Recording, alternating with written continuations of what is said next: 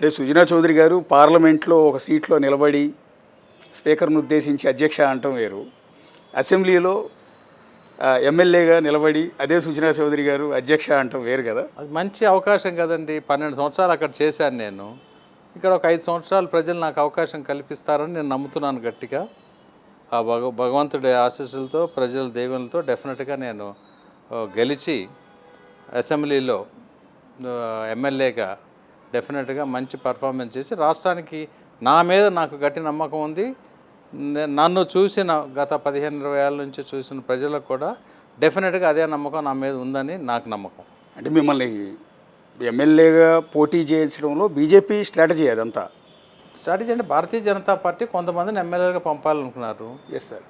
డెఫినెట్గా నేను అది వాళ్ళు నాకు చెప్పినప్పుడు నా రాజకీయ గురువు అని ఎప్పుడూ చెబుతా చంద్రబాబు నాయుడు గారు, ఆయన సలహా కూడా తీసుకొనే నేను ఈ రంగంలో దిగుతూ ఉన్నాను. ఓకే, అంటే విజయవాడ వెస్ట్కి వస్తూ ఉన్నారు. ఇప్పటి వరకు మీరు 2 సార్లు రాజ్యసభకి ఎన్నికయ్యారు. అది పరోక్ష ఎన్నికలు. నేరుగా ప్రజల ఓట్లతో పార్లమెంట్లో అడుగు పెట్టలేదు. ఇండైరెక్ట్గా ఎమ్మెల్యేల ఓట్లతో మీరు పార్లమెంట్లో అడుగుపెట్టారు. ఇప్పుడు రేపటి నుంచి ప్రజలతో ముఖాముఖి గెలవాల్సి ఉంటుంది, ప్రజల కష్టాలు వినాల్సి ఉంటుంది.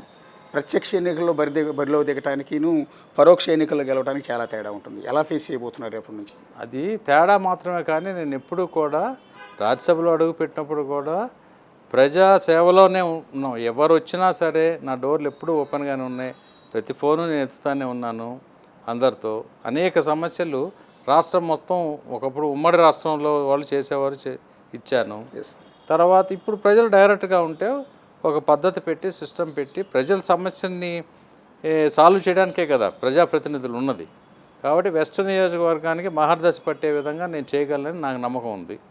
ప్రజలతో మమేకం అయితే అది కూడా మంచి అవకాశం కదా.